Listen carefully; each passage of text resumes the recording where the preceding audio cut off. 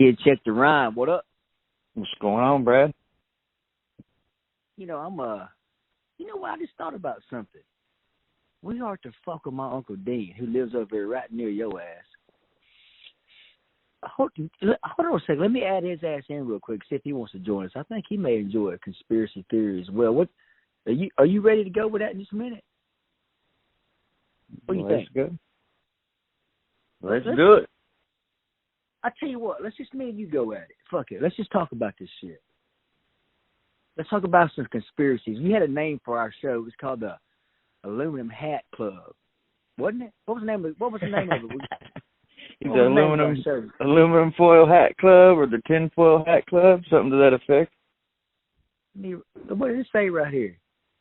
Aluminum Hat Club. That's it right there. Bam. It's gold, brother. Oh, actually, it's aluminum. Or if you're in Europe, it's aluminium. Yeah, man, I heard him say that shit. I'm like, what the fuck is you talking about? Like vitamins. What the fuck is a vitamin, bro? You better get some other shit, man. So now, you know, we talked about this earlier, you know, with conspiracy theories. You know, JFK that's where everybody starts at. I think if you jump into this, if you ever look at that whole shit, man, from November 1963, I think it is, then you'll question you'll question the whole fucking thing, man. You'll question the whole fucking system, you know, right? I know it did for me when I first learned about it. It was my first, you know, conspiracy theory, or I mean, it's actually what brought the word into the lexicon of society is the Kennedy, you know, the fallout from it, them trying to cover it up and, you know, accusing people of being conspiracy theorists for believing anything besides the official story. But most definitely, I think that for me, it was, you know, one of the first ones that like, well, wait a minute, maybe they're not looking out after our best interest. Yeah, no fucking doubt. So I guess you're in the same category as me. I'm presuming you don't think that Lee Harvey Oswald, by himself or even at all. Just tell me your interpretation of it, of how things went down. Oh, it was definitely the military. I think it was the military-industrial complex that, you know, they weren't getting their way in Cuba. Kennedy wasn't doing what they wanted him to do, and they used a sheep-dipped Lee Harvey Oswald as their fall guy to, you know, take the fall for them pulling a hit on, you know, the president. I mean, he even said that. Didn't he say that I'm a patsy or some kind of shit like that? What did he say? That's exactly what he said, brother. That's what I thought he said. And it's kind of like you know, all the coincidences with you know, between the Lincoln assassination and the Kennedy assassination. And I mean, there's all kinds of weird coincidences with it and whatnot. But as far as the CIA being involved, they just recently, you know, released some more records as far as that. They're saying that they've released 97% now. And they're just basically going back over and just, you know, unredacting a bunch of stuff. And, you know, they're pretty sure now that, you know, it's not a conspiracy theory that the CIA was involved. And, you know, as years go on, even before the internet, I was researching this stuff. And, I mean, I still have a professor that I still talk with to this day. And I talked to him earlier about this as well. And, you know, he's the one that likes digging through them all. And, you know, he's the one that's going to figure out exactly every little in and out, which to me, it doesn't, you know, the main thing to me is like, yeah, okay, it's true that the government is probably not looking out for our best interest. They're looking out for their best interest. And I think it was Truman that came out and said that as well, if I'm not mistaken, about the military-industrial complex when he left office. Yeah, whenever he left office, he says, you know, hey, man, you better watch out for this, you know, the military-industrial complex, because that shit ain't right. It's about money. And of course, I mean, just look at just look at the size of the budget. I mean, come on. I mean, you know, but you know. I mean, the time they're coming out of World War. I mean, they had to do it, or you know, we'd be speaking German now if they didn't build up the military-industrial complex to take out, you know, what was going on over there. So, you know, I think it's a necessary evil as far as that, but then again, it breeds all this resentment or, you know, paranoia towards your government. Well, I'm gonna be honest with you. I've made my living off the military-industrial complex, so I can't even because it feeds everybody. If you knew how many people contracted or subcontracted to make, let's just look at it. I mean, you just like you just said. I'm gonna parrot what you just said. I mean, you need protection. Like I sent you a picture earlier. I got a gun beside my bed. Actually, two of them. I got a 9mm and a 30-30. I keep with me everywhere I go. But and of course, it's something as big and as some people say as controversial as the United States of America. I mean, you better have a big protection system going on, and it better be ever evolving because everybody wants your ass. Everybody wants you. It's like a Billy Squire song. Everybody wants you. But yeah, when you're king of the mountain, man, everybody, like you said, when you're king of the mountain, everybody is gunning for you, and they're gunning for that position, and there's a lot that goes into it as well, like you said, not just them conspiring against our own people, and that's the conspiracy that the CIA basically, they're using our own military force and whatnot against our own people, which is, definitely against the Constitution and whatnot. They're supposed to be doing that against our adversaries, not, our own president, which makes the JFK deal, to me, alarming that they'll do it to the president. They'll do it to anybody below him. That's the highest, if they'll do it to him with no consequences, they'll do it to anybody. Well, they outlived all of it. All of them outlived the whole, 50 years. It's been more than 50 years since then because, hell, I'm 50 and it was 10 years or 8 years before me. So, yeah, I mean, so I guess that one part of it is that that thing is so big that one hand may not know what the other hand's doing. So there could be corruption in it. That's been my interpretation of it, is that maybe the whole thing is not evil, but by God, you got to concede that some of it is. And then that other half is going to cover that half up because it can't have the whole thing shut down. Because if one part falls, the whole thing does. It's like if you're guilty, I'm guilty. So it's going to cover its ass. So if one part decided to take down JFK, and I absolutely believe they did, then the other part is going to cover it up because there's too many secrets out there. There's too many interplay of one part with the other. And, if one part knows something on the other part, by God, the other part knows something on it.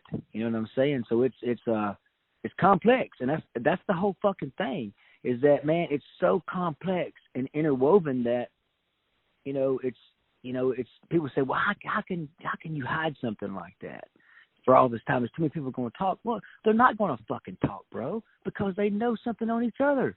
You're not going to yeah, I may know about that one thing, but there's 12 other things on me. You know what I'm saying?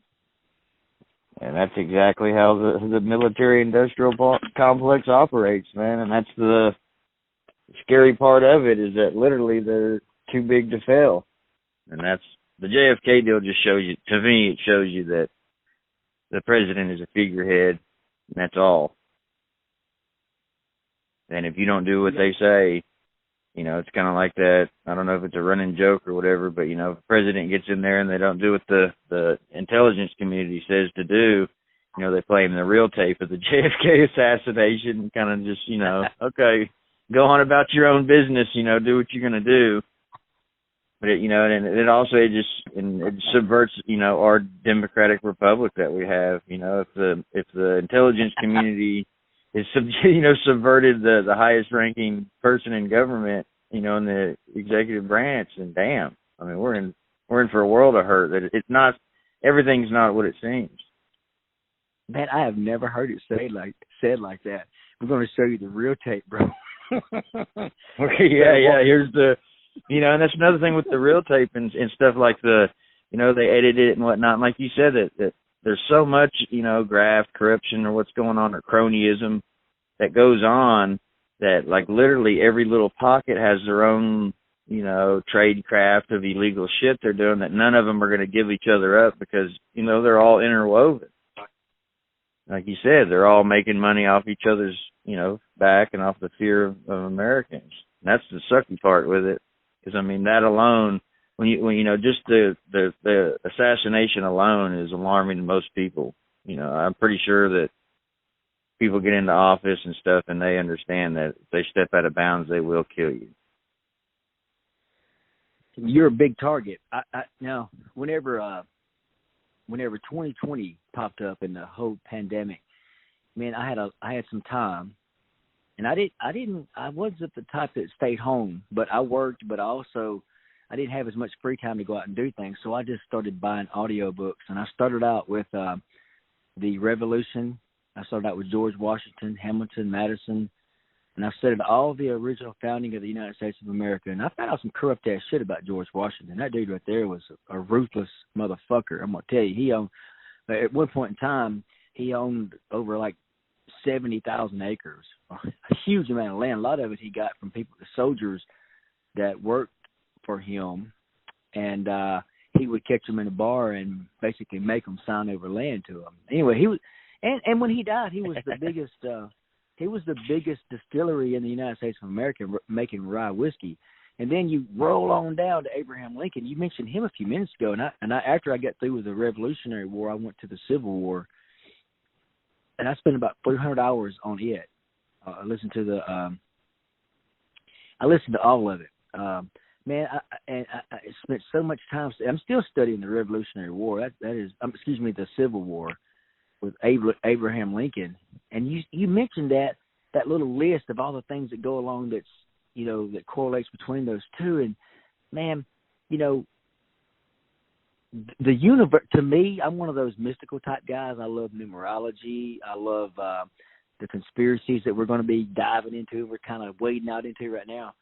I just, to me, I think sometimes the universe will pull back her skirt and let you see up under it, or the stage master will pull back the curtain, let you see behind the stage. And whenever you see stuff out there, and you start seeing these correlations between things, you better understand that there's some shit going on there.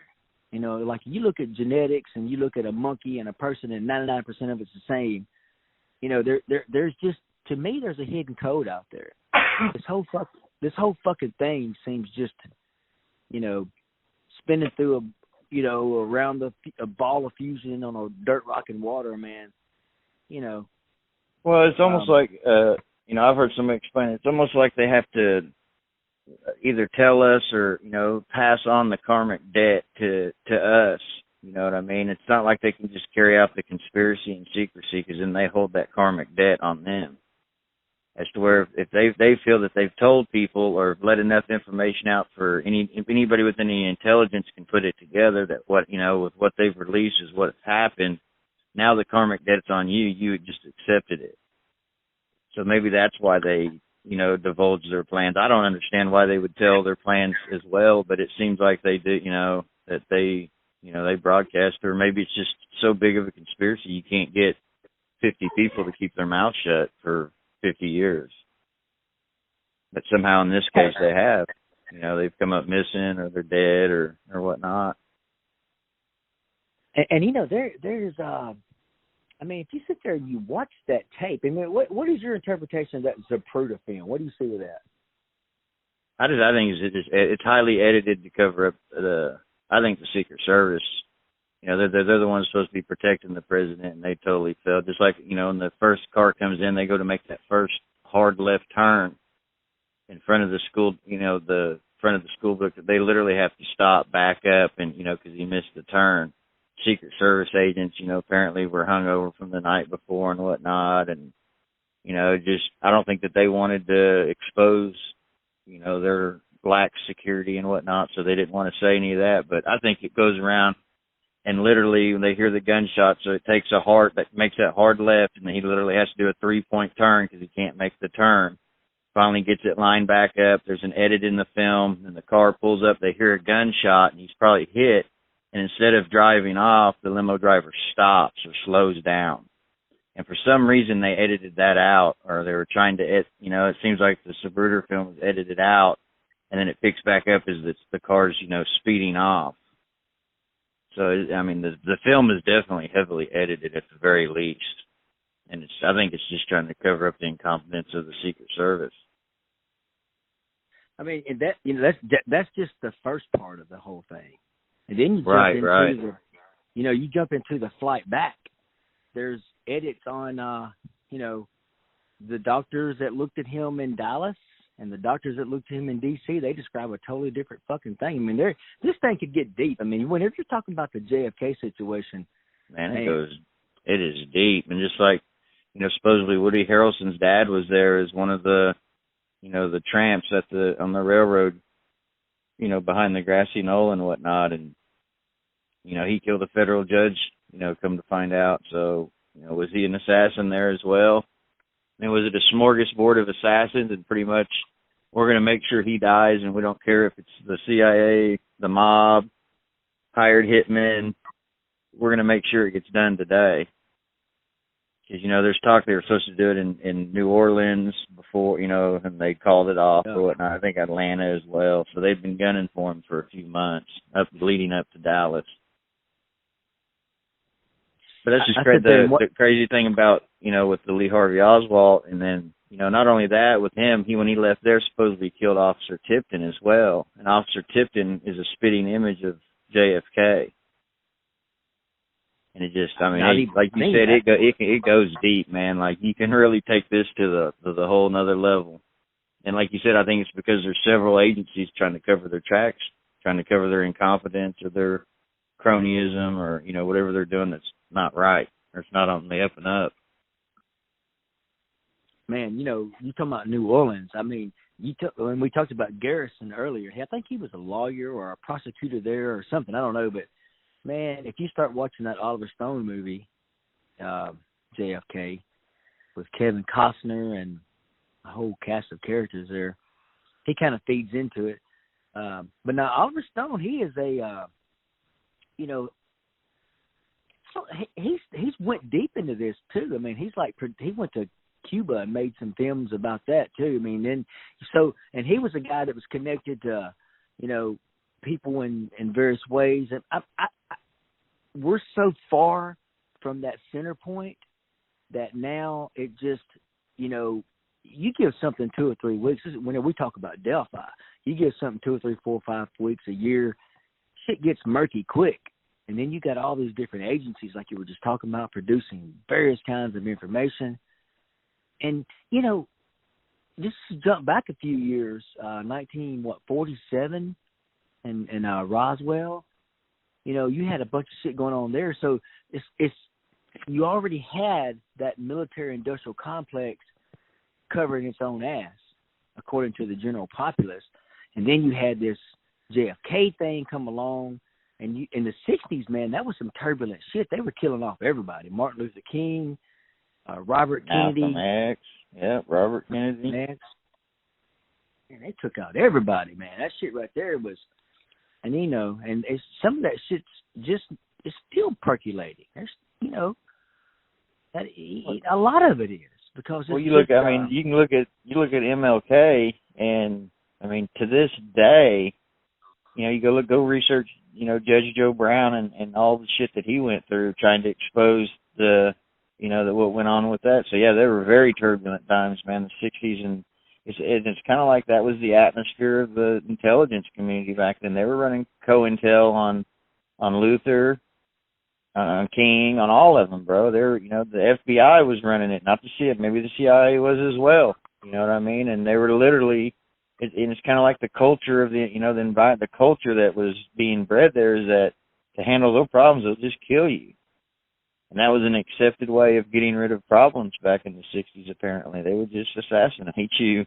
And that's to me, that's just the craziest thing and why most Americans don't pick up on it. They just bury their head in the sand and they don't want to accept it. They want that American pie that the government looks out for us and all that. And that's definitely the alarm bell. Well, I mean, in the United States of America, we go out there and we make bombs. We come home to 2,000 square feet, Chevrolet, whatever else kind of car you got out there. You go and you watch your TV or your YouTube and you shut the fuck up. Eat your fucking steak and shut the fuck up. Yeah, it's definitely you don't step out of line.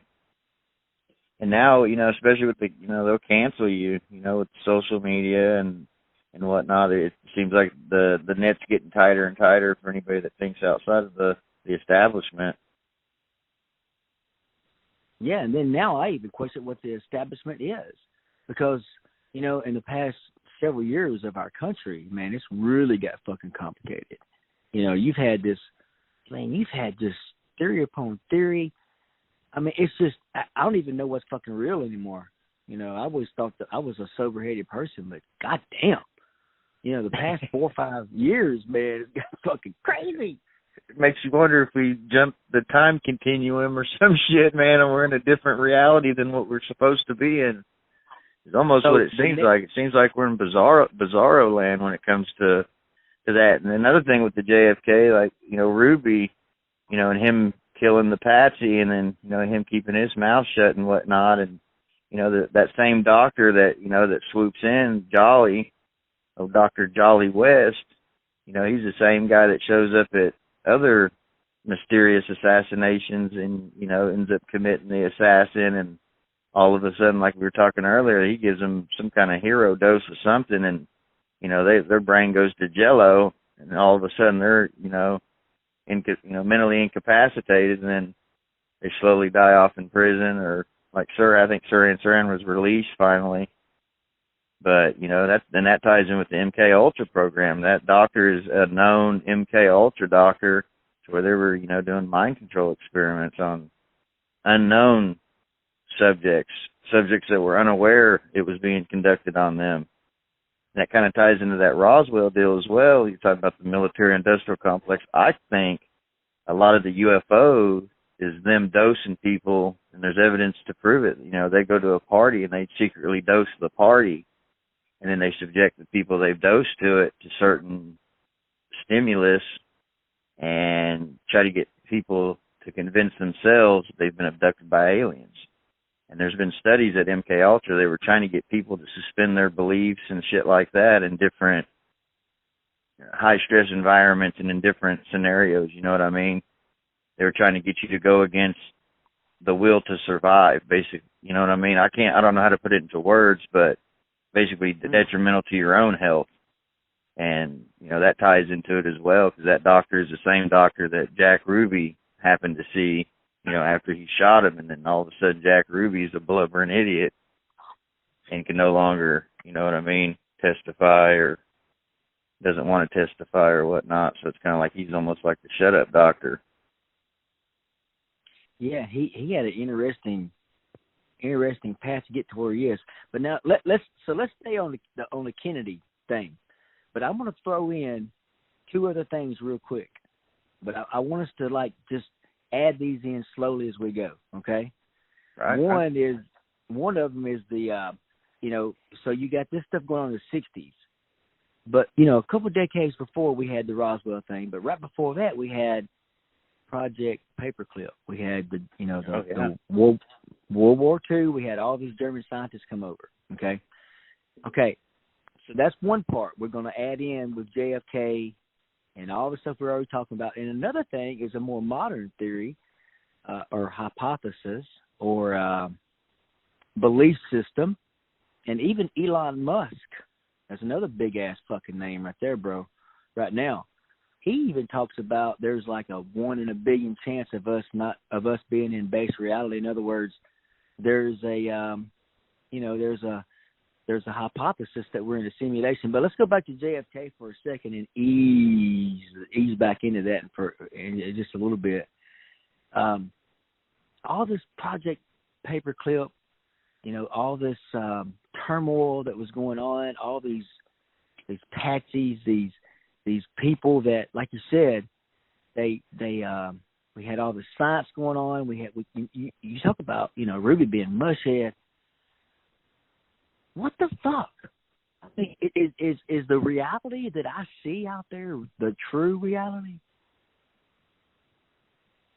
If you're getting it from the news, then no. You're a few layers removed from the reality.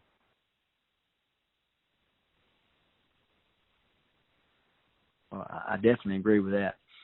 So play with that simulation theory for a minute. Have you played with that any in your brain? Have you Oh, have man, you for tossed sure. it? Yeah, they say it's more likely that we're in a simulation than we're not. And that's just mind-boggling to me. I just wish it could fix my shoulder pain. Then it wouldn't be real, man. It wouldn't be that real of an experience. Yeah, I'm not too sure as far as where I stand on that and how that all fits into to reality and all that. You know what I mean? As far as, I mean, that goes way deep, way deep. Well, just think about how boring it would be if we all lived in 20-person tribes 500 miles from each other, and you never know Right. know about each other. You're just trying to survive, you know. But with this, as we get further and further, I heard a lot of these people talk about the quickening. You know, shit gets more complex. There's more people. There's more shit going on. All these theories. It's all this shit. You know, a lot of people long to be by a campfire with a deer on a turnstile up there, twisting it real slow. You know, going to have dinner 6 hours from now. But that ain't the way shit is no more, bro. It's complicated. And if you're not complicated along with it, then you're not going to survive in this bullshit unless you can get some disability and have a house already paid for. Well, and I think a lot of that AI that's coming is, you know, a lot of people that, you know, work jobs that are jobs and that aren't sophisticated careers, that they're probably going to be collecting that government dole and sitting at home. And, you know, with the advancement of AI and whatnot, like talking about the simulation theory, that's pretty much, you know, that would be our goal, right? Would be the controllers of the simulation that we created, right? I mean, that's the Matrix idea, right? That would be the main goal. So, yeah, I don't know. To me, I'm like you. I'd much prefer sitting in front of a fire than in front of a phone. Yeah, that would be the ultimate thing. But it's got way past that. You know, I listened to Alan Watts, and he talks about it. He studies. He was a guy from England, and he went to Canterbury School, so he was Anglican.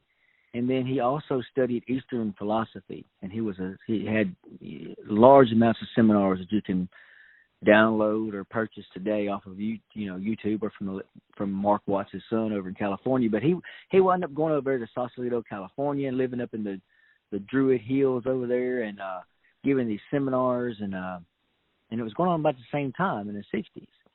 So and he was part of the counterculture, you know, taking LSD. Right. Having that whole thing, and you know, you and I both throw back Doors lyrics back and forth, and I think the Doors, Morrison was up in that same area right there. So, you know, yeah, and another cool conspiracy theory of Morrison's dad was the commander during the Gulf of Tonkin incident that got us into Vietnam. That was a false flag. Talk about the military-industrial complex and its tie into Hollywood and the music scene. I mean, I don't know if you knew that. I did, and that's what I'm talking. We're tying all this shit together. You know, this is it's not easy to thread it. You can't just, I mean, in 15 minutes you can't draw a picture of it. We're just trying to throw all of these different things in there because it all, you know, if it weren't for all those things, then we wouldn't have today. Because today wouldn't be the fucking same as it is today. This would not be the reality we have with all that shit happening. There, you know, without the Gulf of Tonkin, there would be no Vietnam War. My dad was in Vietnam. And he was drafted into infantry. My life would not be the same. My life would not be as good, you know, financially. Maybe it would. I don't know. But, I mean, you know, that stuff is complex. It's interwoven. It's evil, it's crooked, it's good for some, it's bad for some. I don't know. I always talk about the fight of good and evil, you know. And of course, that's, you know, I kind of grew up like that with a Choctaw grandma, and you know, she talked about it, you know, and it's like this complex web out there, you know, it's an Indra's net, it's this spider web out there, and the sunlight shines on there at different angles, different times of the day, and you see something different, you know. And that's what all this is to me, and all these conspiracy theories. And you know, conspiracy as I understand it, kid, it just means that more than one person's involved in creating a reality, right? Or creating a fixed result. Yeah, definitely. That's all it is. It's pretty generic term that a lot of your everyday business that you do. If it was in something illegal, it would be a conspiracy to commit whatever it is. Definitely. Yeah, I think it's two or more people colluding for the same result. It's a pretty generic term. And a lot of people fit in it, and with the JFK, like you said, it's such an omnipresent conspiracy theory. I mean, it spreads over everything.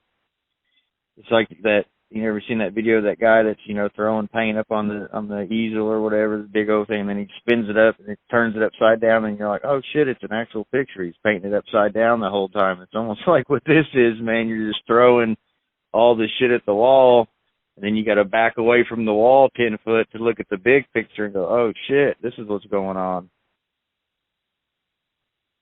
I mean, if I look at anything with a magnifying glass, and then I look at it without a magnifying glass, it's going to look different. If it's upside down, it's going to look different. Right. So I think that's what it is. Is like some people actually, if I didn't look at this stuff that we're talking about, and I just paid attention to my shoes and walked around like that, then obviously I'd never see it. But when you start pulling back that curtain and you start looking at things, it just doesn't make any sense. It doesn't make any sense for it to be the way it was told that it was. And yeah, it goes back to the JFK, that whole speech he gave about secrecy in an open society. It goes back to that, and it breeds paranoia. I understand there's shit that the government does they probably that nobody should probably know about, but there's shit that they shouldn't be doing, like killing the president. No matter what, if they disagree with him or not, it's just fucking, that should be a no-go situation, especially when it's our own people doing it. And that's purely greed. They're doing it for money, power. That's just purely evil to me. That's how I see it. The guy's only going to be president, if we're supposed to be civilized. If you don't agree with his politics and whatnot, then organize a political campaign that's, the opposite of that and get your guy voted in. You can't go around just fucking shooting people and shit, man. It just, then retaliation comes, you know what I mean? And then it's, then we're back to the tribe shit. Well, tribe shit, human beings, for the entire history of human beings, have wanted what we have theoretically created in the United States of America. But there's always been some motherfucker that stands on the top of the mountain, the king of the hill you mentioned a little bit ago, who wants to be up there, and once you get up there, there's going to be others gunning for you. So it's kind of a it's kind of a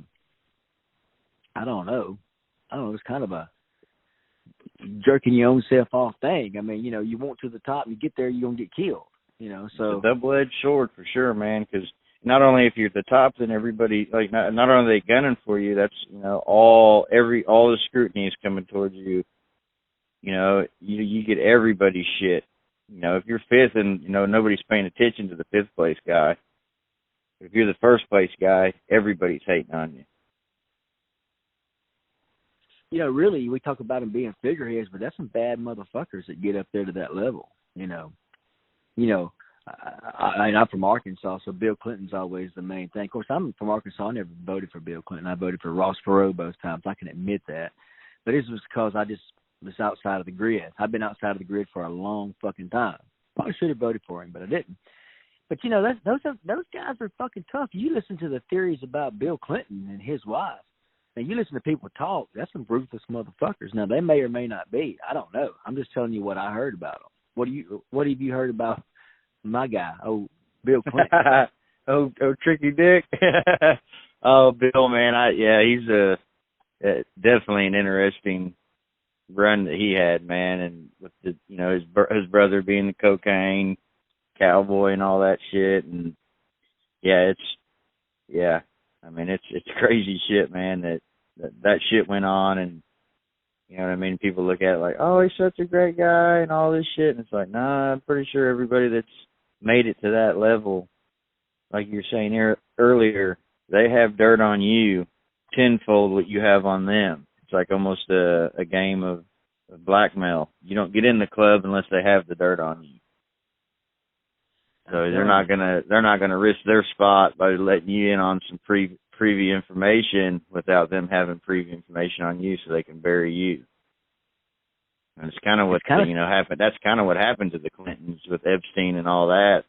Obama, pretty much took over the Democratic Party.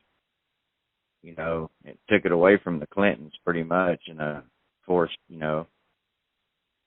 propaganda and all that good stuff. And so, yeah, it's prevalent in our politics for sure.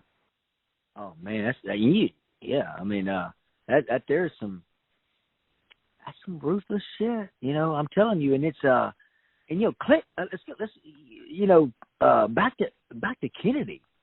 Now, you talked about that, and I got my brain. Hell, even Clinton was involved in Kennedy.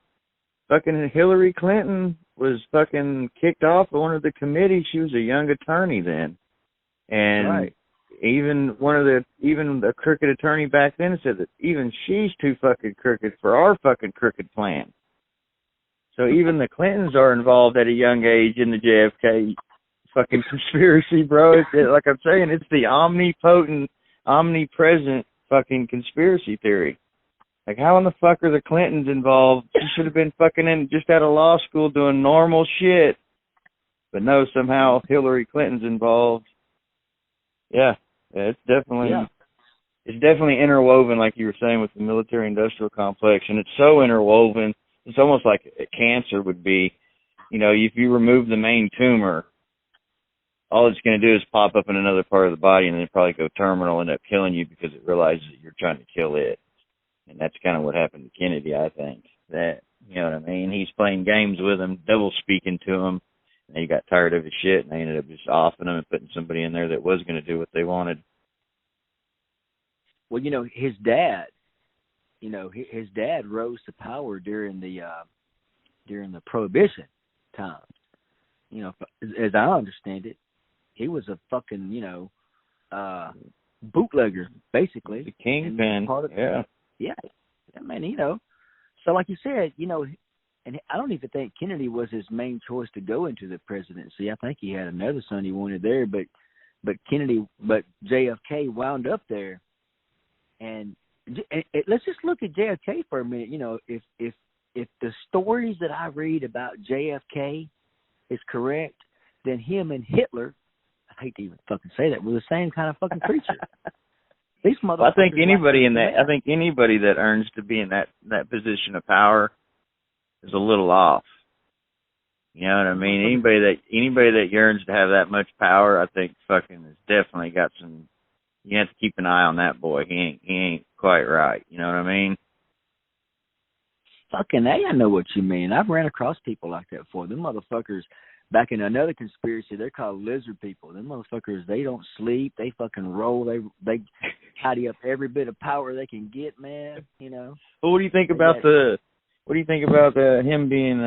They said he got around. Kennedy got around, and he was porking Maryland. What do you think about Joe DiMaggio? What do you think about Joe DiMaggio teaming up with the CIA and the mob and getting a mob team there that same day as well? Maybe because he's pissed off because he's porking his old lady. You fuck an old lady, you may wind up fucking dead, bro. You know what I'm saying? That happens a bunch of fucking times. Isn't that like one of the one rules with the Italian mafia and whatnot? I'm pretty sure Joe DiMaggio was knee deep in it as far as throwing games and whatnot for the mob and whatnot. His name even rhymes with all that. If he's not connected, he should. Of course, that's the Italian mafia, and then Kennedy was the Irish mafia. Exactly. So they already fighting anyway. So. And then him being, I think he was the first Catholic president as well. I think there's even a religious angle to it. Yeah. Oh, that is correct. But who else is? I think the current president is a Catholic, but I don't know who else was Catholic. Maybe just those two. I don't know. Who else is it? No, I think those are the two. I think it's Biden, and Biden claims he is, and then Kennedy. Yeah, I don't know how either one of those is. Kennedy anyway. Biden, he's an old man now. We're just looking at that, but you look at him, and he was young. He was a corrupt motherfucker too. People look at him now as a grandpa, but whenever you old, you was once fucking young. And I can guarantee that I'm 50 something now, and I'm different than I was when I was 20 something. It's funny how people look at older people and think that, oh, just because they're older, they're docile, real nice people. It's like, man, serial killers get old too, guys. And hey, if you go look at shit, I'm gonna tell you right now, I know lots of people in their 50s just nut up and kill motherfuckers. So it's 60s, 70s. I mean, there is no rule about age. People confuse age with some shit that it is not. I know people that are far above and beyond it young, and I know some old motherfuckers that are just as immature as I was yesterday. But so it's complex out there. This is some. We've interwoven fucking like 10, 20 generations there. 10 generations of shit. Already. Right? Have you ever heard the theory that perhaps, I can't remember the guy's name, but there was a Secret Service agent that was in one of the follow cars, and I can't remember his name. But anyway, he was going to retrieve, after one of the first shots or whatever that they heard, he was going to retrieve an AR-15, and that possibly he accidentally let loose out of that AR-15 that he was trying to get out of the floorboard because they were drunk the night before or whatever. And that they said that possibly he accidentally squeezed the trigger and let a round off. Have you ever heard that? Yeah. Back up for just a second on that drunk the night before. I mean, that was huge because I remember you can go watch video that morning of Kennedy up there with the, they try to give him a cowboy hat and, all that kind of shit. And there is a lot going on in Dallas. And they just flew in from somewhere else. In fact, he was in Arkansas just a few days before that, up there dedicating the dam. And then, a month before, then he wound up, not even a month, 3 weeks. And then he wound up over there. But like you said, New Orleans, Atlanta, this was an ongoing campaign. I mean, this motherfucker was flying around everywhere, touching everybody. There was a lot of shit going on right there. I mean, this is, let me ask you a question. What's your general interpretation of, like, whenever you hear, like, people talk about how they talk about, Bill Clinton or Trump or anybody. A lot of people like those people, but a lot of people liked John F. Kennedy too, didn't they? I mean, there was some opposition to him, but it seems to me like he had probably 70% of the people liking him, but there was that certain percentage that were never JFK's. But he was pretty well liked, wasn't he? Or what do you think? Yeah, I think he was a real popular president that, even relatives that I know that, they spoke highly of him even after. I don't know why. And it may be because kind of like the same situation we're in now, maybe they had a previous history of old men and they finally get somebody that's, contemporary, a younger person, that maybe shares some of the views of the, maybe not the complete views of the counterculture, but, be able to meet them in the middle or whatnot. And maybe, because my relatives, a lot of them are beatniks and shit like that. So they come from the hard left side of the spectrum. And they were, they loved the guy. Even though they didn't agree with everything, you know what I mean? They were just happy, like it was explained to me, they were just happy to see younger blood being into the office instead of being ran by old people. Well, I that's exactly where I come from. And I carry a lot, like I'm talking about Jim Morrison and Alan Watts and my dad. I mean, he's in his 70s, late 70s, but he's a hard left. I mean, he served in Vietnam War, so that's the perspective that I bring to it. And, of course, I grew up with that, and then I went to college and had professors that were left and hard left. But I know other perspectives as well. I mean, I study all of it. To me, I consider myself almost a rarity, and I kind of get that interpretation of you and a few other people as well out there. It's like, I like a little bit of everybody, and I hate a little bit of everybody. In fact, I had a buddy one time who said, "I'm not prejudiced. I hate everybody." So I might get that. That's it. I You definitely get that a lot, man. It's just like, you try to say one good anymore in politics. You try to say anything good about anybody, and then, oh, you hate that person or whatnot, and that's, I don't know, maybe that's what this starting of this conspiracy theory has bred over time, man. That literally it's a do or die type. You don't even bring up politics anymore because people so sore over it. I'm not that person. They did good things, cool. If they didn't, call them out on it type shit, you know what I mean? But it's crazy that people fall into these camps and, vote straight line tickets because they're in a typical gang, that's gang voting or whatever you want to call it. And to me, that's bizarre, but I think that's paranoia breeds that type of behavior. Fear breeds that type of behavior. And that's, the Kennedy deal is I think the first one where it's in everybody's face, like, you're going to bury your head in the sand and we're going to get away with this shit. And the public did pretty much. I mean, everybody knows what happened, but nobody will come out publicly, and they won't release a lot of the documents publicly unredacted because there's people's names that are supposedly still involved with it. And that's crazy, man. That was 50 years ago. We're supposed to be a democratic republic, and they're still fucking hiding public information. Where do you fall? Where do you fall on that? As far as how do you feel about the military industrial? I know you said you worked for them or made money off them. Where do you fall with that? I mean, where do you guys draw the line at as far as what's ethical and not ethical? Well, that's a good question.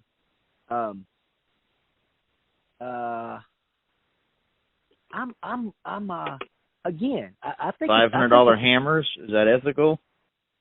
I think it's a fine line to walk. When I say I've made money, it's like, if you supply parts to somebody who works in that thing, but you see, I don't know that it's ever just at that level. I mean, there are people out there that are bureaucrats, we talked about this a little bit ago. Who runs shit? Who are the real bosses? I mean, who really makes the ultimate fucking decision about things? If we're going to attack somebody, let's just say that tomorrow we're going to attack Russia. Let's just say that. Who makes that decision? Is it Joe Biden? Is it Mitch McConnell? I mean, who makes that fucking decision? And and to me, there's like you said, those figurehead things, and then you have millions of people out there that are just doing a job. They don't give thought into what they're doing. Now, maybe they should. Maybe they should. Yeah, I don't think it's the politicians that are coming up with the ideas. It's the politicians' job to smooth over these bullshit ideas with the public without us going into a complete fucking revolt. So, I don't know who, if we knew who was responsible, that would be kind of giving up the game that they run. But do you know who? Well, John Lennon said follow the money. Yeah. But I mean, identifying individuals or certain, you can get it down to groups, but then after that, man, they don't let you. Once you get so far into it that you don't get to see who owns this company or this group of companies or, you know what I mean? With, the way they're able to hide their identity and shit and through businesses and whatnot, you'll never know. Whenever you start looking at all that, eventually what you'll see is a very beautiful Mediterranean hotspot with a bunch of yachts leaving where the fuck you're at. You know what I'm saying? That's all you'll see. I mean, it's deep. It's complex. It's about money. It's ever changing.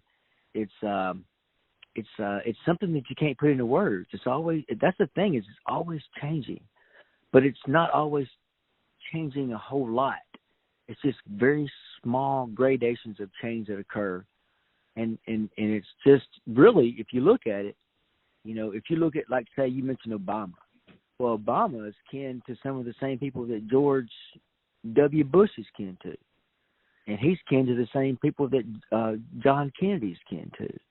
And you know, if you start following back the genetics and all this shit, and Obama's got relatives that are in the CIA as well, and I mean all of them. George Bush's dad was the director of this. That's yeah, they're all either, like you said, related, or they almost intermarry to keep that tight woven network secure.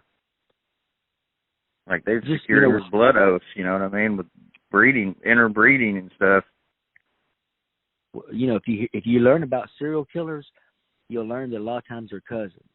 And if you look at who people in ancient, Europe married, it's cousins. You look at who's fucking running our country right now, it's fucking cousins. I mean, it's the same fucking thing. You know, you talk about conspiracies. Now we done been talking now for right at 50 minutes, and we're just now getting down to the truth. You know, we started out big, and we've kind of narrowed it down, and it's getting down to the point now to where you're seeing that, it may be the same fucking actors through and through. Now, but why are they so powerful? Are they genetically superior? Are they the lizard people? Are they from, did they get dropped here from the UFOs? I mean, that's what a lot of people will tell you. I talk to people all the time, kid. These people tell me all kinds of shit. I mean, I don't know what's true or not. I mean, I don't know. They must have some information that it's I think the generational wealth is what somehow they were able to secure that, and once they got that secured, it's pretty much, it's hard to knock somebody off, man, when they control everything. They're making the game we play. It's hard to beat them at their own game. And they're making the rules and shit, and they change them. You know what I mean?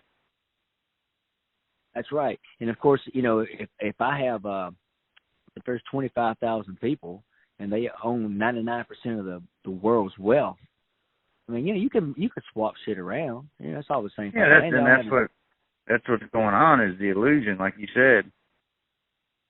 You're just taking a little bit out of this jug and pouring it into this jug and making it look like it's more volume by playing, you're just playing the game.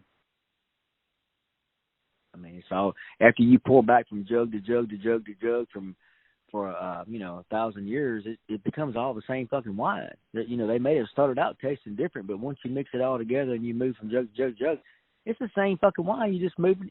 It's just all mixed together, Yeah, and until you realize they spilt a quarter of it or stole half of it while you were looking, that's it's pretty much what every government does. And it's just crazy that the JFK deal. That's what opened my eyes to it, as far as and I'm Native American, bro. So I've always been raised like, hey, watch them, and being told that this boarding schools that my kinfolk went through and shit, like the horror stories they tell and shit, and it's just almost unbelievable, even though it's relatives telling you shit, and you see the that JFK, I was like, oh yeah, definitely there's people that are, using what should be for good for evil. And that's, pretty much, I think that saying is, for evil to prevail, it's the good men to do nothing, or something to that effect. And a lot of times that's basically what happens, man. It's just that it's not that the whole thing's evil. It's just that the good people just stand by because they don't want their neck chopped. Well, we talked about George Washington, and he took advantage of the men who helped him fight the war. Same fucking thing with Native Americans. It's, you've heard of it. You fucking know, bro. You know the Trail of Tears, the taking land. I read this book several years ago, 1491 by Charles C. Mann. It was talking about, I never realized, the new history. What we're taught in school whenever I went there in the 70s is not the fucking reality that we understand from history now. We know for a fact that there was people from Europe that came over that had been living in houses with fucking donkeys and shit. And they came over here and with pigs and donkeys and whatever the fuck it was, and there wasn't that in the Americas. These people did not have stuff like that. They were not immunized from that shit, and there was millions and millions and millions of people killed. There's estimates that there was 100 million people, and maybe more, in the Americas.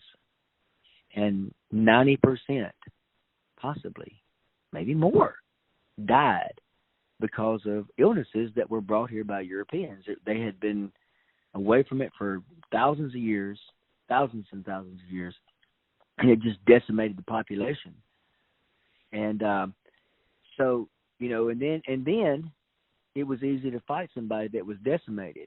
And just the same thing as we were talking about a little bit ago, is that they took that land. And I was up there looking at Oklahoma the other day on Google Maps, and when I saw that Choctaw Nation, Cherokee Nation, whatever other kind of nation, I thought, these people once owned this whole land, and now they're in like a very small area.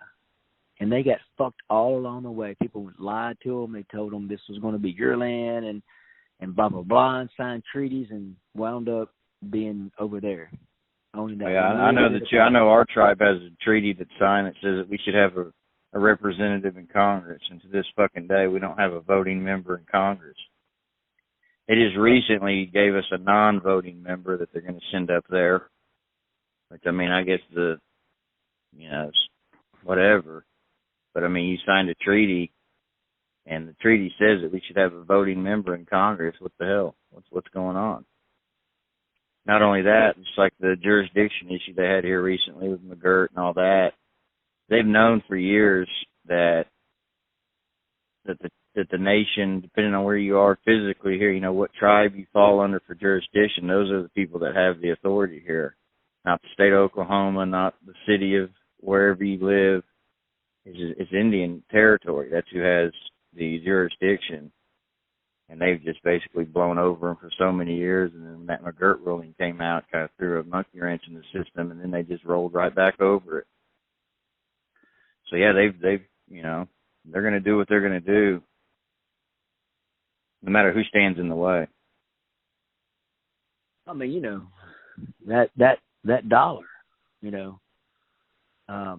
it's amazing what people do for money. The military-industrial complex, political people, people that rise to the very top, that 1% everybody always talks about. Money and power. What is that? Power, absolute power. See, power corrupts, but absolute power. What is it? How's that fucking thing go, kid? You know how it goes? Yes, yeah, you had it, man. Absolute power corrupts absolutely. That's it. Yeah, and it does, and it's a human issue. It's not, I think it's, definitely, any human is definitely, if you let it go to your head, you can turn out to be a megalomaniac like most of our politicians are, and then we get the results we get. Yeah. To me, it's not surprising that they'd kill, the president, knowing what I know now, but, growing up and everything, that's what the alarming part, growing up, you don't think, the game that they spitting towards us is just, real clean, good guys who only stand up for the right thing, when in reality, these are the, perpetrators of evil, hiding in plain sight, almost. Ooh. We if you've ever done anything, you got to control spend. And of course, I've seen it, working in business. I've been told, that this is the side of the story we're going to tell. It's kind of like that old country song. That was my story, and I'm sticking to it. Yeah. And of course, you can change it. I've seen these politicians and even people that say I'm not a politician, they know how to spin a fucking yarn, bro. They can have people eating out of their fucking hand, sending them money, giving them power, votes, any fucking thing you want. Just as long as you're not fucking scared. Most people don't have the scruples to get up and say some of the shit these people say. I mean, I couldn't. Hell, I was raised up to be a decent fucking person. I can't lie like that, bro. I don't think I can. Maybe, right. Maybe I could. To me, it seems so fucking silly. Like, I go, And I watch, go and listen to these politicians and shit, or you see them on TV, and you're just like, who in the fuck actually believes this shit? Like, I mean, I don't understand it, or they put on, and they're trying to, and it's like, dude, just fucking be yourself, man. That shit you're putting out is just fucking horrible, man. But then, like I said, that's the politician's job. They're not the ones making the decisions on who we're going to go to war with and when and why and how we're going to do. They're just the ones that are here to smooth it over with us. The buffer between the real people in power, so when shit goes south and people start getting their heads chopped off, that they have plenty of time to get away, and there's a slight buffer zone is what I think, and that can be construed any way, but that's what it seems like. The real people in power are the people behind the curtain. And you're talking to the leaders of industry and, people that aren't named. It's kind of the same reason Kanye's in trouble, I think. Ye's been getting a little too close to that nerve, I think. That's probably true because, what people don't understand, and just kind of throw on top of what you're talking about there, we've always seen the metaphor of the puppet, the puppeteer, and the puppet. And you're not paying attention to anything but what that puppet's saying, because it's up there and it could be just singing a song for you, the Battle Creek song or whatever it's singing up there, and you're paying attention to that and you're singing along, but that puppeteer under there has got his plate out, taking your money, watching the show. It's a great big fucking act, and we're fucking paying for it. That's what's so fucked up about it, and it's not new. This has been going on forever. You had people that were brazen enough, to hire people or to get people that maybe on their own went out there and did it, but they're going to fucking pay their tax to the puppet, to the puppeteer. That motherfucker runs a show. It's a bunch of them.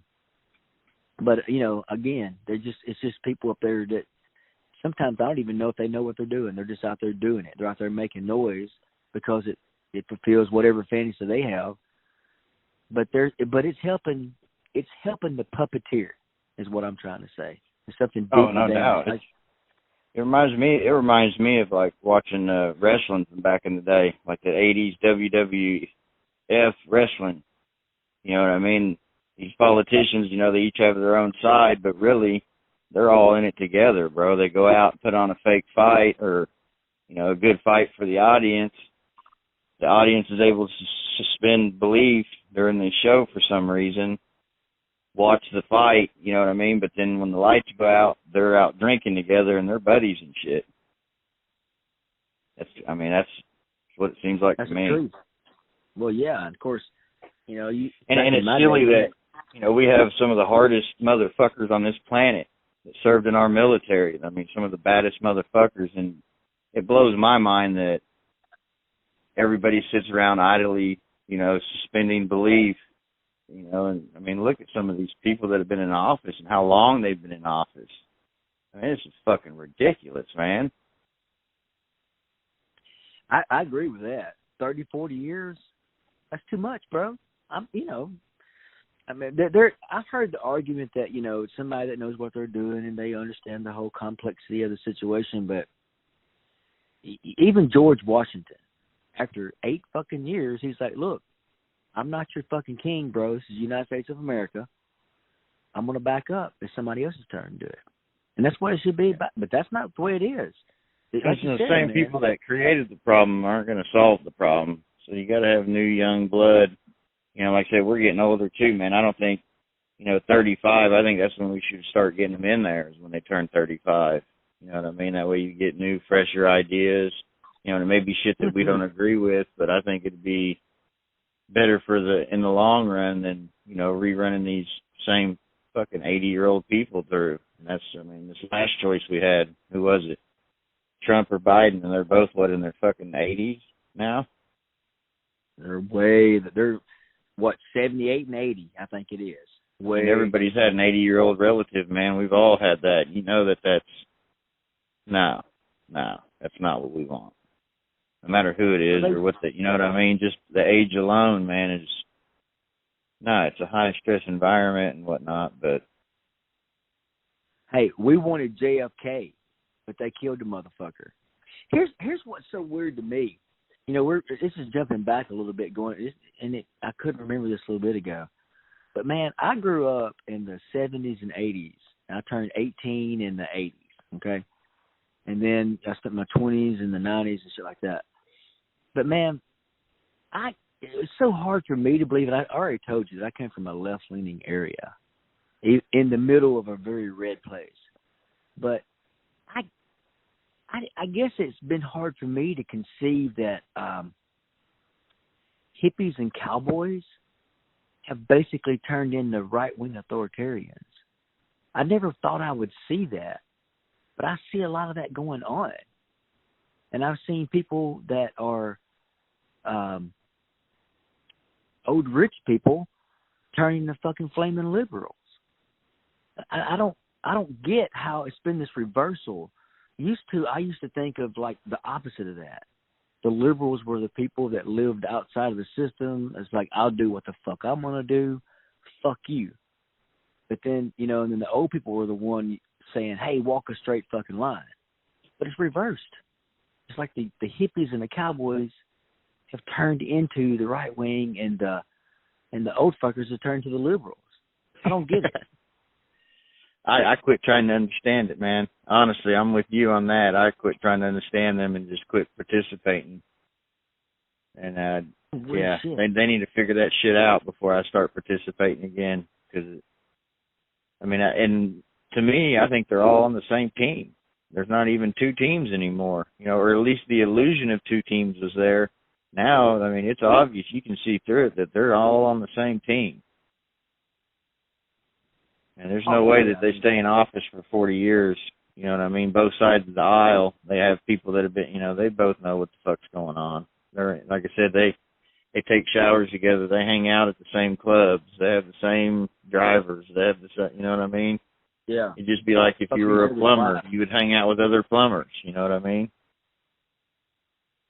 That's exactly it. And they hadn't solved the shit they're always talking about. They talk about 3 or 4 different issues that piss people off. And it gets people, you know, staring at the television. If you're in a plumbers union and you see, you know, you come across some shoddy work that, you know, of a union plumber that did it, you're not going to fucking snitch him out to the state hardcore. You know what I mean? No, you're going to make the customer eat the bill, and you're going to call that guy on the side and be like, hey, I just ran into a job of yours that was shoddy as fuck. Dude, pull your shit together. It's the same way with these politicians, bro. They hang out at the same bars. They hang out, you know, they know the same people, and unfortunately, it's going to be at our demise that we think that experience is what we need in politics. But, you know, we can go on forever on that bullshit. But back to JFK, what I was going to ask you on JFK is, though, what do you think about the Woody Harrelson deal and his dad? And his dad being there as one of the 3 tramps. You've heard that, I'm sure. I have heard that. And, you know, have you heard him talk about it? I'm trying to think. I've heard him touch on it, but never. And see, I watched this other. I'll have to send you the link when we get off here. There's a guy called. I think the name of his channel is like Time Traveler or something. But this guy did like maybe 40 years in federal prison, and he's like the Forrest. He calls himself the Forrest Gump of federal prisons, and he's been in like the ADSEG in Florence. You know, so he's been in these high-profile places with these high-profile inmates, and that's one of the inmates he'd served time with. And I tried to get him, you know, because he just started up his YouTube channel, and I was trying to holler at him about it, and he never answered the question. But I always wondered that, man, if, you know what I mean, if that was ever told to anybody or whatnot, or how much information was given down about any of that. There was another guy that was on that Coast to Coast.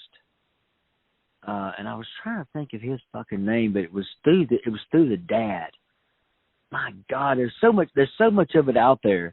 You know, there's like, you know, we talked about, you know, Hillary and all them, and but there's so many of the people that have touched on that. Yeah, and see, Woody Harrelson's dad, he supposedly killed a federal judge, was in federal prison with that guy I was just telling you that started his channel, did time with him, or did time somebody that was associated with him. That's what I was trying to get at. Like, man, that shit's valuable, you know what I mean? Because he literally, they probably didn't think anybody that served time with him would even hit daylight, you know what I mean? This guy shouldn't even be alive, dude, the torture and shit they put him through while he was in federal prison. Yeah. And, you know what I mean? I just always wondered, man, maybe I need to get you to hit him up. You got a way with words, and send him an email and see if maybe he'll elaborate on that. And that'd be interesting as hell to see if they ever, if you ever told him anything, or, you know what I mean? I would love to have that. I would love. How cool would it be if we could get Woody Harrelson on this motherfucker? Woody Harrelson. Dude, I love Woody, man. I love his shit, bro. I love that motherfucker. Is crazy. I love that motherfucker, man. Me too. I think, I'm pretty sure that he agreed that his dad was there, but I just don't think there was ever any confirmation as far as publicly about it. Because I know he was trying to get his dad. He was trying to get his dad paroled and shit. You know what I mean? I think towards the end there, and trying to distance themselves from it is how I always remembered it. But I could be remembering it wrong as well. But I always remember trying to distance themselves from it. Like maybe he didn't do the deed. You know what I mean? He didn't do the crime and all that. Just trying to create some distance so maybe they can get him paroled before he passed away.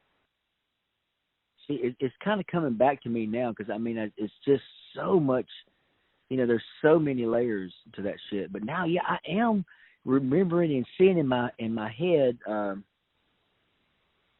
it's been like 12, 15 years since I was dealing with that. But I remember that connection there because he hid the fact that he hid who his father was, didn't he? I can't remember if, I don't think it was known for a long time until after he became famous to what his dad had done. You know what I mean? And then once he became famous and had a bunch of money, that's when he actually started trying to petition to get him out. It wasn't something that he did.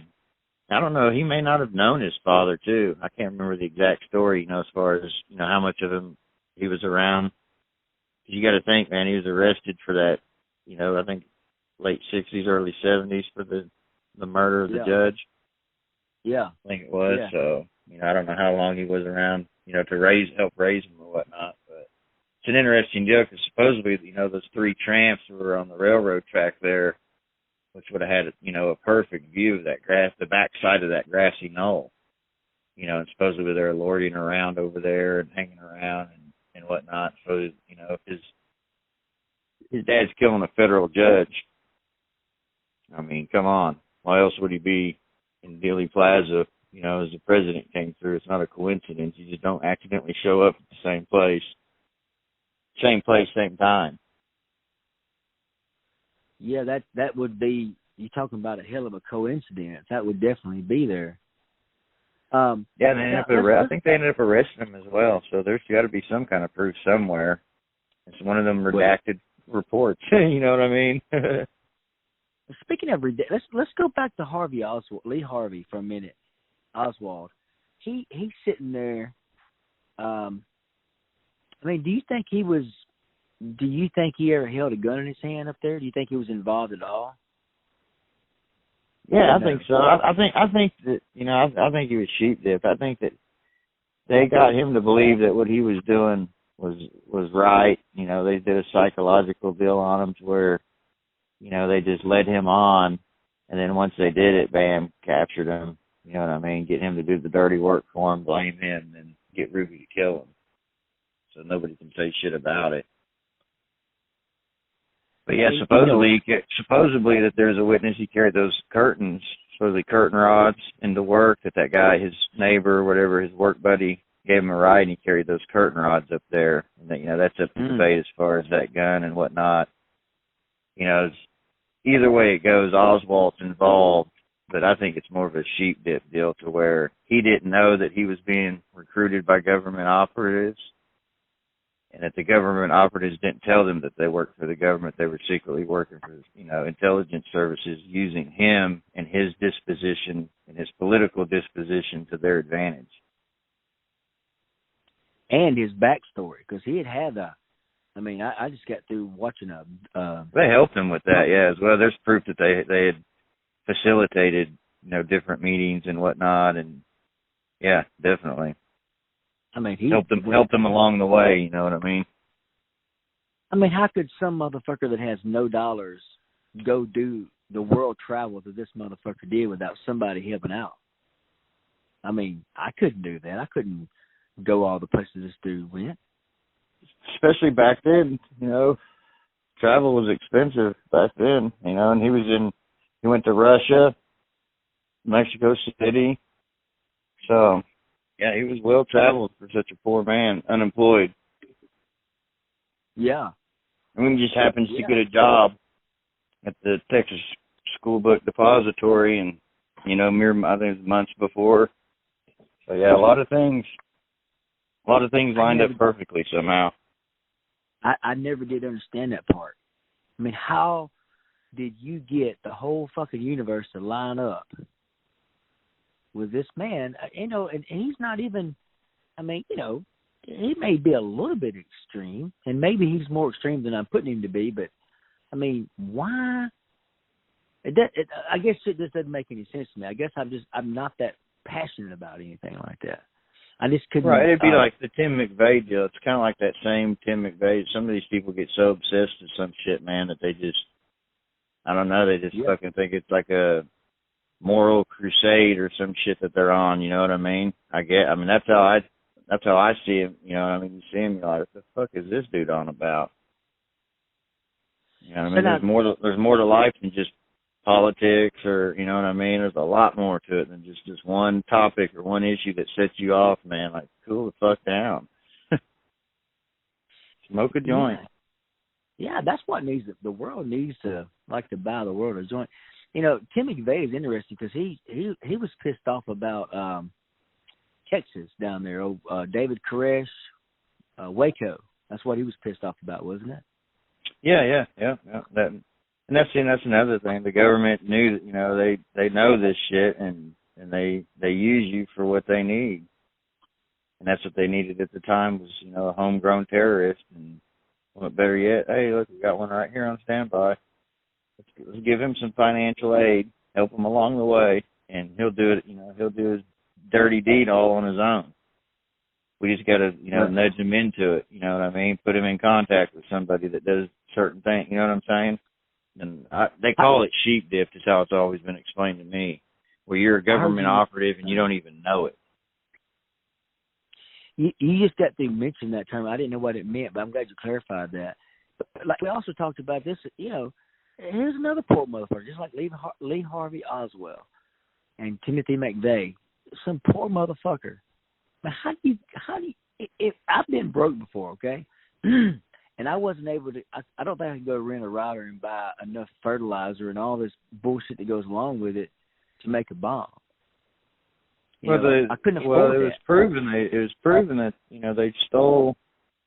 they'd stolen a bunch of firearms from a firearms dealer that happens to be tied to the intelligence community. It happened to be in your state, actually. So, yeah, and not only that, man, like the video of Tim McVeigh at that military base, and his military uniform has no markers on it. His name there's nothing. So, like I said, man, they know, you know what I mean? This intelligence community, they know your political beliefs. They know, which way you lean. They know when you have, supposedly had a break in the Gulf War and didn't agree politically with them anymore, came back. They knew all that, I'm sure, and they used that to their advantage. They knew exactly that he was, leaning towards the anti-government, and then they sheep dip him and basically get him to carry out an act of terrorism for the government without him knowing. It's kind of what they did to Lee Harvey Oswald, but it was more multi-layered with the Lee Harvey Oswald. It's almost like amateurs did the Tim McVeigh type deal, and Kennedy seems like more of a professional, more thought out, multi-layered. So another way of saying sheep deal is, like, say, for instance, if I have an employee that's not doing what I want to do, or if I have a son that's not doing what I want to do, I put a fire under their ass. That's kind of what the same thing is, right? No, it'd be like if say that I knew you were a hard right winger, okay, and I need a pro-abortion law to pass in the state, okay? So I'll come to you and be like, hey, man, I'm tired of these fucking lefties killing these babies and shit, and I'll get you all excited about doing something to a clinic or something. You know what I mean? So I'm poking you. I'm just basically slowly poking you and then financially giving you the money and then maybe giving you a guy that might have connections to certain explosives or, you know what I mean? To where they're leading you along, and you don't even know that the guy that's helping you is probably a government informant that's helping you along. And either A, he's going to let you carry out the attack or whatever, so they can get their political means accomplished, or B, they're going to bust you before you do it, and they're going to arrest you and claim how good they were at preventing terrorism and whatnot. So basically, you're going to your own political beliefs are going to lead you to your own slaughter, and they're going to watch you go right to it and then take advantage of everything along the way. Never let a good tragedy go to waste, I think is how they explained it. Yeah. I smell what you're putting down there.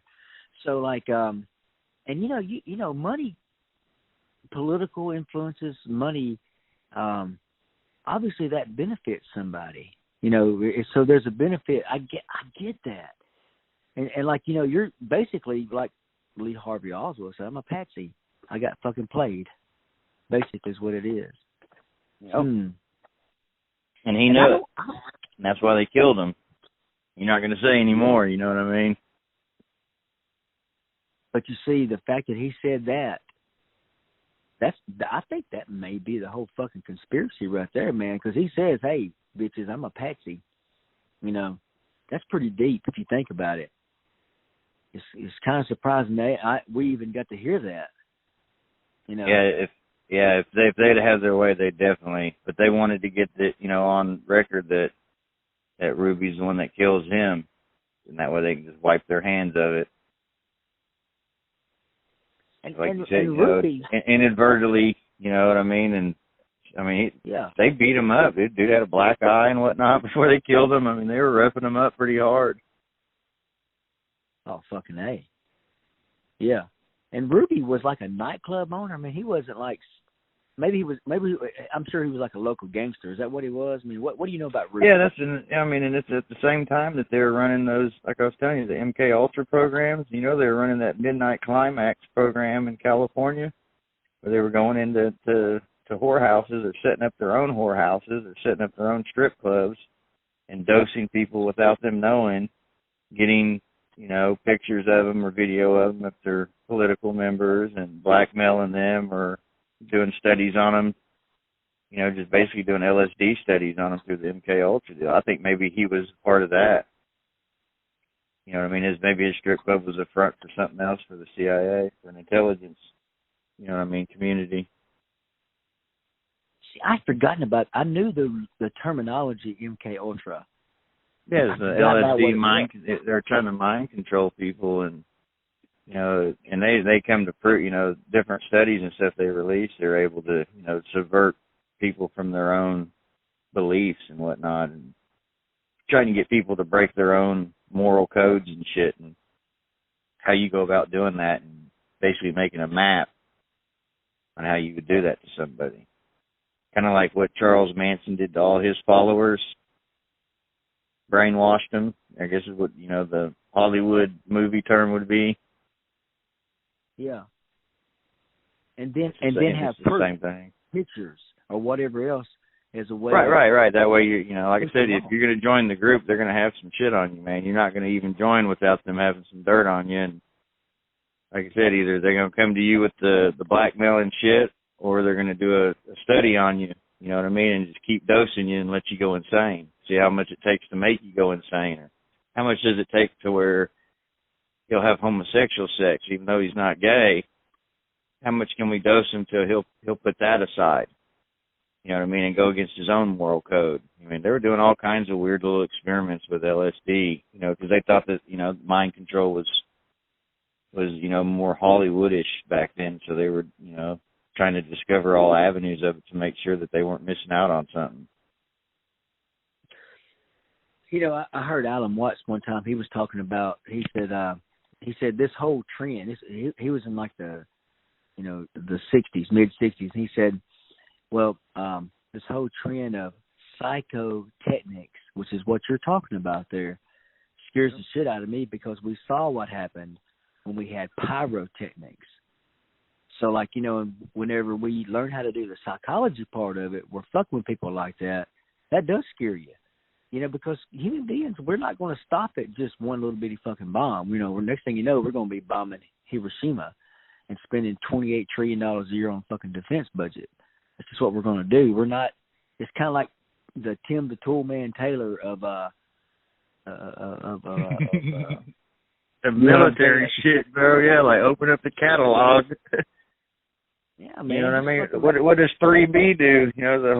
That whole fucking Bill Hicks skit. You know what I mean? If you've ever heard it, man, it's the same shit, bro. Man, Bill Hicks. Now that motherfucker there. Now I think he tapped into it, bro. I think he put a fucking some kind of tentacle. Speaking of tentacle, into it and fucking soaked it up. Bro, his tentacles are still reaching into the future, bro. Like you can listen to his shit and it still rings true to this very day. That shit was done in the 80s, 90s, and you're still looking at it, it's like, fuck, man, how are we still in the same game? Well, and even George Carlin, too, some of his shit, he got older, he tapped into it. Earlier, I didn't like his shit, but, man, from the 80s and the 90s there, he was right on it, bro. He was wicked, yeah. He was fucking right on it, man, yeah. Yeah, it is a club, and you're not fucking in it, bro. And that sums up the fucking gist of it. Yeah. We got the tinfoil aluminum fucking aluminium fucking club. We don't have this fucking highfalutin shit, bro. Speaking of it, where's our fucking leader? Whatever happened to Don? He ended up falling asleep. Well, he's not much of a leader. He can't seem to get together, I don't guess. I don't know. If he ever texts, I ain't never looked at it and see. Let's see if that fucker's there. No, man, he ain't there. I'm gonna send out here to him a little thing real quick. No, it's all good, man. He's probably busy tonight. Yeah. I was wondering what he thought about it because he's always got an interesting view on it. Yeah, I wish he could have joined us, man. Maybe in the next few days or so we can do it again. I don't know. I mean, this is so much fun to me. I can talk about this shit. Of course, I wish I had my fucking laptop in here, and if we were doing a live show and talking about this shit, we could probably go even deeper. Maybe we'll do that one day. Good. But yeah, I mean, this is I mean, like I said, this shit, as an old pothead, sometimes I forget shit and I'll be like, hold on a second, let me Google this shit, man, But now this is, I don't know if there's any way that I'll ever edit this. One thing I like to say about Outside of the Grid is that we just fucking do it. And sometimes I'll edit, if it's something I want to get really, really technical on, or more technical than normal, But I like it. Yeah, we like it raw here on Outside the Grid. I'm with you on that, bro. But and another thing too, I was going to ask you, dude, what about the Umbrella Man? You going to give me more information? The guy that was on the scene that was doing his little political protest with his umbrella, supposedly, and signaling the shots or whatnot from the Dow building and whatnot. Man, this is so complex, like you said, man. We get Don back on here, and I think we can tear right back into it. And I bet there's all kinds of fresh meat we could hit. Oh yeah. Well, it hits every aspect of life, from baseball to fucking everything in between, bro. I tell you what, I don't know if you'll be better. What about tomorrow night? What do you think about? Are you busy or what? Oh, I'll be around. Yeah, I'll be around. We'll see if we can get his ass on there, and we'll say it again. I tell you what I'm going to do, though. These people that listen, if they ever get this far into it, they can hear our strategy. But I'm going to go ahead and probably publish this tonight, and I'll do part 2 on our cannabis Entrepreneur, which is, I think that's a pretty good show there. I just got to break it apart. I don't think anybody can handle that much density at one fucking time, you know. No. It's a low density neighborhood, bro. I'll just leave it at that.